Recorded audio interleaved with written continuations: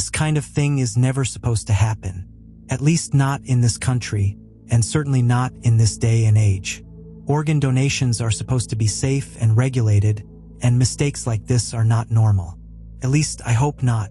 I'm old enough to remember a time in my small town when we didn't even have a hospital, and now our little burg has a full clinic and even a couple surgeons. It used to be that if you stepped on a rusty nail, or your uncle had an accident in the mines, or your meemaw fell off her porch, you'd ring up a friend and they'd drive you over to Ivy or Haverton or wherever they'd built the newest and nearest hospital, and you'd hope you didn't die on the way there. Sickness is different though. When your small town's entire economy survived off of the slowly declining output of one of the oldest iron mines in the state, you tend to have a lot of men getting sick, and it's not always something they can just drive you over to the next town to fix.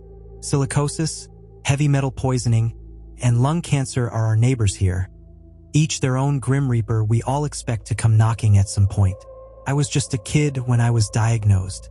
My parents called it my ailment, but Dr. Hill at Ivy Presbyterian called it restrictive cardiomyopathy. The muscles of my heart were too stiff, likely caused by hemochromatosis, too much iron in my blood. All things considered though, it didn't hold me back too bad. Sure, I never fulfilled my dad's dream of going to play for Tennessee State, but I still earned my degree. And sure, I did have to ask my prom date to slow down a few times so I could catch my breath on the dance floor, but she still eventually agreed to marry me. When I graduated, my wife and I decided to move back home. Things had changed enough in our town that there were more career options than mine worker or general store cashier. I ended up using my degree to manage a small accounting firm not too far from my parents' house. And when my mom passed on back in '96, we inherited my childhood home. I wish I could say my life was just one big happy success story, but that just ain't realistic. Eventually, the mine shut down and half the town lost their source of income. Businesses closed, not many people needed accounting managers around here, and suddenly I found myself out of a job too. I took a position managing a local hardware store instead, and while money was tighter than it used to be, Henrietta and I managed to survive. It didn't help that my heart was getting worse. Every passing year, it was a little harder to walk up the stairs to our bedroom, and every year the doctor's visits became more and more frequent. Martin, honey, I wish you'd consider moving. You could be so much happier at a job in another town, and it'd be so much easier to get you care when you'd need it, Henrietta said to me from behind her coffee one morning. I lowered my magazine and looked at her. It wasn't the first time we'd had this conversation. I had to admit she'd made many compelling appeals, but this was out home. Everyone and everything we know is here, Hen, I sighed. Because they're stuck here, Martin. They have mortgages to pay off and kids that need feed-in, and jobs that they're happy with. We don't have any of those things. We're free to go, to build the life you'd planned for. It wasn't the first time she'd said something to that point, but every time I heard it, it softened my stiff heart just a little to the idea. We'll see. Next year, maybe. It was 5 years later, in that same home, that my wife passed on. Blood cancer. Sometimes, a place can take everything you have and find a way to take more. It was about a year ago when I'd resigned myself to let my body give up on me, to let my weak heart strangle me whenever it saw fit. A transplant was nearly out of the question. My folks had both come from out of state, and there weren't many people dying nearby with AB-negative blood. I decided to skip my yearly checkup, and Dr. Hill, who'd semi-retired to my hometown but still helped out when needed, personally called me up at my job to ask me to reconsider. He'd overseen my condition since I was a boy, and we'd grown to be friends as we'd aged. Martin, if you don't come in, I can't guarantee you have long left. Your heart is manageable, but you need medication and care. What if that's not what I want anymore? Pete, what if I'm ready to go? I'll admit, it had been a dark time in my life, and I was ready. I missed my wife, and I'd hoped she'd be waiting for me. Martin, that's not what Henrietta would want. You know that as well as I do. His words stung. He was absolutely right, too, but of course I wasn't ready to hear it. I hung up and went back to work. People weren't going to cut their own plywood. It wasn't until about 6 months ago that a miracle happened, at least a miracle for me. I received the phone call at 2:39 a.m. on July the 5th. I'd only just managed to fall asleep after a night of watching the neighbors' kids try their best to light fireworks in the pouring rain. I groggily answered the phone. Dr. Hill's voice greeted me, simultaneously somber and excited. as though he were ashamed to be happy about something. "Martin, we've got some news. There was an accident in town, some biker from out of state. He was passing through tonight and he's brain dead, Martin.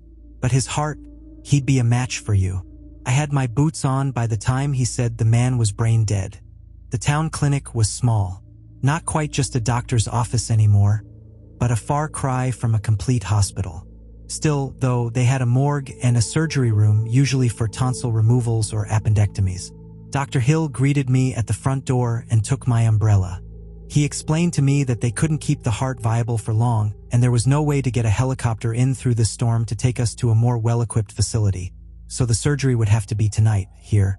I asked him if I could thank the man who'd be giving me a second chance.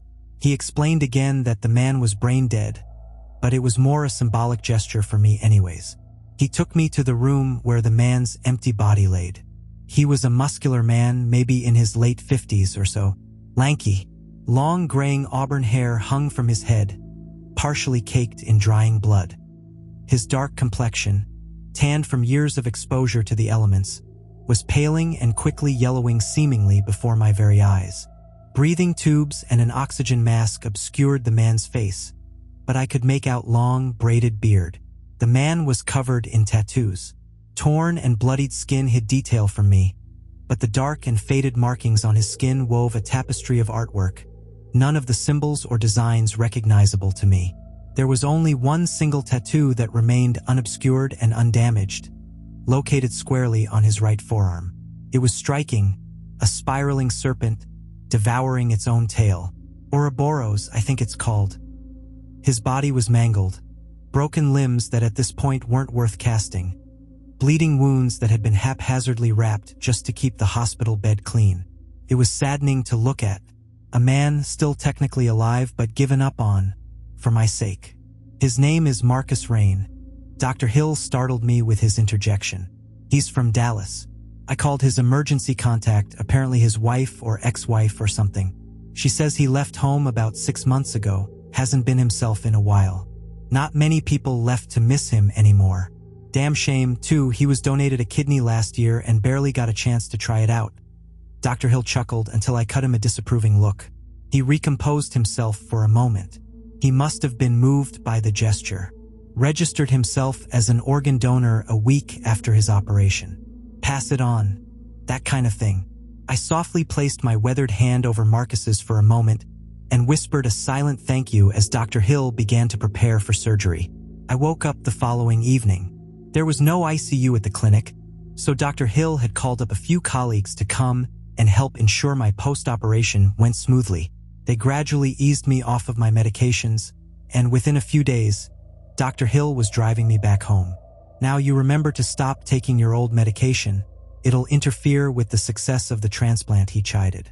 "And take it easy for as long as you can. Let Damien or one of the other clerks saw the 2x4s at the shop, and absolutely no heavy lifting." Marcus' heart was healthy, but there was some minor scarring that could be an issue if you don't let it rest for at least a few months. I reassured Dr. Hill that I'd take good care of myself, but secretly, I was only excited to have a second chance at a normal life. I could eventually start exercising again, I could travel, I might even pick up hiking. Dr. Hill dropped me off at home, but not before once again warning me about the symptoms I could expect in the weeks post-op: fever, fatigue, chest pain, all supposed to be completely normal. I reminded him that those were things I'd lived with my entire life, and thanked him again before he helped me will inside. It was only a week or so before I was comfortable enough to stand again, and not too long after that I held a barbecue to celebrate my recovery. I invited the whole neighborhood, and of course the entire local medical team, who had performed such a miraculous surgery. I bought a new grill from my store, and spent the entire weekend doing yard work and preparing my home for guests. Dr. Hill was one of the last to arrive, and sternly discouraged me from doing any more manual labor, and reminded me that I wasn't even supposed to be eating red meat because of my blood pressure. As I served him his plate, I shrugged him off and told him that I felt completely fine, and that I just felt like eating steak.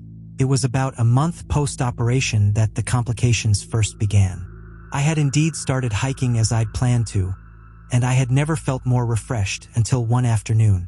I had hardly begun my first uphill stretch when I felt a sharp pain in my chest. It wasn't the typical dull tightness I'd been used to all my life, but a stinging jab that overcame me for just a moment before subsiding. I called Dr. Hill once again, and he begrudgingly reminded me that he was technically retired, and that if I was going to continue to ignore his medical advice anyways, I should call up the local clinic instead. That stung a bit, but once again, it's not as though he were wrong. I checked myself into our town's clinic, and a young doctor greeted me and sat me down for my appointment. I explained to her my recent chest pain and the advice that Dr. Hill had given me, and she patiently explained to me that chest pain was entirely normal post-operation, even as far out as months after the transplant. She urged me to listen to the advice I was being given and take as much time as I could to relax. How could I begin to explain to her that I'd had to relax my entire life, and I finally felt like I had the energy to live?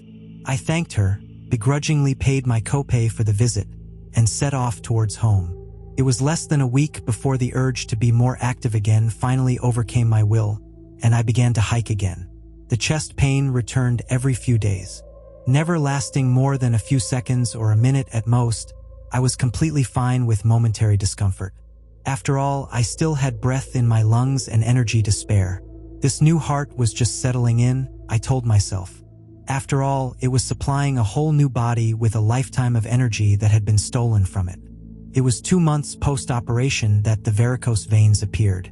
I'm not exactly a spring chicken, but I didn't think it was normal for those to appear quite so soon, or so suddenly. I decided that it would be best if I avoided the doctor entirely for this one. I pulled out my old work laptop and booted up my internet connection, and Googled something for the first time since my wife's doctor told us she had myelodysplasia. Search results indicated about what I'd expected. Varicose veins can appear due to stress, aging, and high blood pressure. That had to be it. My new heart beat with a vitality and strength that my circulatory system just needed time to adjust to. I excitedly laced up my hiking boots and left on my next trip up the mountain. I remember making it just past the outjutted rock you could see from my backyard, when I must have blacked out. I woke up in a hospital that I didn't recognize, surrounded by doctors I didn't know, and hooked up to equipment I'd never seen before. They explained to me that I'd collapsed on the hiking trail and had been found a few hours later by a local jogger who had gotten me help. I had been moved to a hospital in a larger city a couple hours away, as it was determined that the local clinic was unable to properly assess me. I was badly sunburnt and very dehydrated, but what concerned the doctors the most were my scan results. They showed me a few graphs, some charts, and finally my scan images, and I had a hard time making out what I was seeing. The doctors explained to me that what had initially been interpreted as scar tissue by Dr. Hill on my new heart was in fact an aggressive form of cancer. Hemangiosarcoma. They guessed a cancer of the blood vessels that had apparently gone undiagnosed in Marcus before his death. It had metastasized in me and begun to spread through my circulatory system. The doctors explained to me that my chest pains and my varicose veins were all early warning signs that could have been detected if I'd been taken to a competent facility sooner. They gave me about 5 months to live and sent me on my way. Dr. Hill seemed a little overly smug as he picked me up from the hospital. "You know, I used to work here. It's where I first diagnosed your heart issue when you were a boy." I shrugged, not enthused to endure his "I told you so" old man smugness on the 2-hour drive home. "Jesus, Martin, why is it so hard for you to listen to me? You've never been like this. You should never have started hiking, you shouldn't have gone back to work so soon, and you certainly shouldn't be eating so much red meat. The doctors in there told me that as they were wheeling you in, you vomited a half-pound of pork sausage. What the hell has gotten into you? Who was he to scold me like that? He may be 20 years my senior, but he sure as hell wasn't my father or my minister. Hell, he wasn't even my doctor anymore." I spat back at him. "If I hadn't gone hiking in the first place, they probably never would have found the cancer that you missed. The cancer that you put into my body, Peter." The car ride was crushingly silent on the way home. My anger towards him bubbled inside, and I silently enjoyed the sensation of my blood boiling, an emotional luxury my old heart never could have afforded. I felt a hotter anger than I had ever experienced before. He dropped me off at home and snidely said to me as I exited the car, "If I hear you keep acting like this, I won't be there next time to pick you back up." I was going to ignore it, and I began to walk back inside, when I heard something, a small, quiet voice in the back of my head. No one gets to talk to me like that. I was only taken aback by this sudden inner monologue for a moment before I instinctively agreed with it. I turned around and ran back to Dr. Hill's car. He was starting to drive away when I reached it, and I furiously banged on his window. He stopped his car, rolled the window down, and looked at me like I was insane while he began to ask me what the hell I was doing. I swiftly interrupted him. "Who the hell do you think you are, Peter? No one gets to talk to me like that, no one. Especially a washed-up retired surgeon who can't even identify a tumor growing on a heart when he sees it. I'll keep doing whatever the hell I want with the rest of my life, especially as short as it's going to be. To be honest, Pete, I haven't needed you in a long time, so don't count on me ever needing you again." I took a second to steady myself. My body froze in response to the gust of fury that had unexpectedly left me, long enough for him to notice that my burst of anger only thinly masked the fear I felt. "You're not yourself, Martin," he said to me. "Get inside and clean yourself up, for God's sake, you look homeless.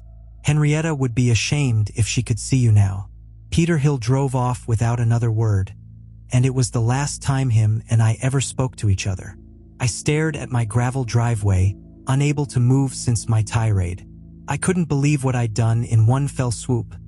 I'd personally guaranteed that the one remaining friend I had was out of my life for my final months. When I finally found the courage to regain my composure, I trudged towards my house. For the first time in a while, it loomed over me like a disappointing parent, and I felt weak and shameful like I had in my youth. I took a look at myself in the mirror that night, a long and hard look. The doctors explained that I'd been badly sunburnt, but now I could see it for myself. My skin appeared dark and leathery, as though I'd been outside for weeks. Peter was right. I had let my once clean-shaven face become scruffy and unkempt. The hairs that had begun to sprout from my face were unkempt and bristly, unlike the neat and thin hair I had been accustomed to shaving daily. The varicose veins sprawled under my skin, ever darker and blacker than when I had left for my hike early that morning. They had started to extend further too, now twisting and spiraling across my arms, culminating in clusters that washed my skin with mottled darkness. It wasn't until I looked at my right arm that I noticed a group of them clumped together in an unnatural shape, darker and neater than the rest of my veins. Distinctly circular and neatly positioned below my wrist, the image of an Ouroboros tattoo marked on a dead man flashed in my mind before I put the ridiculousness of the notion aside. I shaved my face, took a much-needed shower and applied some aloe cream to my burnt skin, then drifted off into a restless sleep. I was awoken the next morning to a chest pain far sharper than any I'd previously encountered. I staggered out of bed, my chest pulsing and sweat dripping from my forehead. This certainly wasn't normal. The cancer must be becoming more rapid, the spread more aggressive. I trudged to the restroom and found to my discouragement that the veins had grown darker and more distinct around my body, the circular cluster on my arm ever more resembling a tattoo. I filled a glass with tap water and began to take the variety of prescriptions that the doctors at Ivy Presbyterian had given to me. As I raised my hand to swallow the pills, a gruff voice once again whispered to me in my head, my own inner monologue given a tangible voice to hear. "Don't take those, you'll kill me." I stopped for a moment and looked at the pills in my hand. The doctors knew I was going to die anyways. Why should I trust that these pills were going to help me in the slightest? Of course, they wouldn't. All they do is slow the cancer and prolong my suffering. I tossed the pills in the toilet and began to get dressed for my day. The pain in my chest had begun to subside as I pulled into the parking lot of the hardware store, and as I stepped out of my pickup, a cool breeze shot through my hair, and a nostalgic feeling shot through my blood like an icy warmth. As I began my shift, the teenagers who worked for me were flirting behind the counter, stocking the vending machine, or assisting the early riser customers. Each and every one of them stopped to stare at me as I entered. I knew that I had begun to look worse for wear, but when the acne-ridden kids with nose rings and green hair are looking at you like you're the oddball, you start to get the feeling enough is enough. I barked at them to get back to work, and they hastily turned to resume their duties. It was rare I lost my temper with them, and they knew to listen. My shift trudged on ever slower. My chest felt tight throughout the day, sore and aching, as the veins around my body twisted and mottled my skin. I left work early to go home and get some rest, but I knew that sleep would not find me easily. By the time I finally made it home, I could feel the foreign heart in my chest pounding against my rib cage. I couldn't help feeling like Marcus's heart was pumping cancer throughout my body with all the effort it could muster. The image of a moldy sponge being squeezed into a bucket came into my mind. As my head became woozy, I hastily undressed, and as I flung off my jeans, my wallet fell out of my pocket. Poking out the top of it was a pristine organ donor card I didn't remember putting in there. The terrible writhing working its way through my body compelled me to put off investigating it until the morning, and I made my way to my room. I collapsed into bed in a cold sweat, and the small nagging voice in my head whispered to me once more, "Sleep, Martin. We'll be all right in the morning." For the next 3 months, my body became a stranger to me. The dark veins that had first appeared as faint, wriggling streaks now sprawled across my skin in intricate, angular patterns. They didn't just grow. They etched themselves, deep and deliberate, into shapes that seemed almost purposeful. My arm bore the clearest mark, a perfect Ouroboros, coiled and unbroken. The black veins so thick they rose under my skin like cords straining against a taut surface. My skin had toughened, as though it had been stretched too far and then left out to dry. It wasn't just leathery, it was unnatural. It didn't even feel like skin anymore. The changes didn't stop. My beard, once sparse and graying, grew back wild and rough, its deep auburn hue swallowing the gray. My hairline, long receded, seemed to march forward, strands of that same unfamiliar auburn forcing their way through the silver black. I stopped looking in the mirror altogether. It only made me feel more alien in my own skin. And then came the growing pains. It began with an ache, sharp and deep, shooting through my arms and legs in the middle of the night. I thought it might be my joints or some side effect of my failing body, but then I noticed my clothes, shirts pulling tight across my chest, my jeans creeping higher up my ankles. At first, I told myself it was swelling or water retention, or literally anything but the obvious truth. By the time I finally measured myself, I had grown nearly 3 inches taller. My limbs stretched as though my bones were being pulled apart, slowly, deliberately. My joints ached constantly, my body struggling to keep up with the unrelenting rhythm of a heart that wasn't mine. My spine hunched, vertebrae protruding far further from my back than they should. But nothing compared to the pain in my chest. It was more than pressure or tightness, it was movement. I could feel it, something burrowing deeper into me, snaking through my organs, wrapping around my ribs, anchoring itself to my bones. The pain would come in waves, sharp and searing, leaving me gasping for breath. One night, it was so bad it woke me from a dreamless sleep. I stumbled out of bed, clutching my chest, and caught sight of myself in the mirror. My ribs were heaving. My skin stretched so tight I could see the faint ripple of movement beneath it. My hand flew to my chest. For a horrifying moment, I swore I felt it. The heart, shifting, repositioning itself like a living thing searching for a better grip. I doubled over, gagging, and in the midst of the pain, I heard the voice again. "Relax, let it happen." It was louder now, more distinct. Not just a whisper in the back of my mind, but something tangible, something there. It wasn't my voice, and it sure as hell wasn't mine to control. The impossible, terrible idea that it was Marcus growing inside of me had gnawed at my mind for a while. Every day the thought became harder and harder to push back, and instead it slowly became accepted as an absolute truth. Somehow, someway, he was still alive in me. The idea haunted me, gnawing at me during every quiet moment I had. It wasn't just the voice, the low, gravelly whisper that urged me to give in to my darker instincts, but the sensations, the impulses. Little things at first, easy to dismiss. Then there were the memories, flashes of images that didn't belong to me. Desert skies stretching into infinity, the sting of wind against my face. I saw flashes of burning forests, endless rows of trees that seemed to writhe in the flame.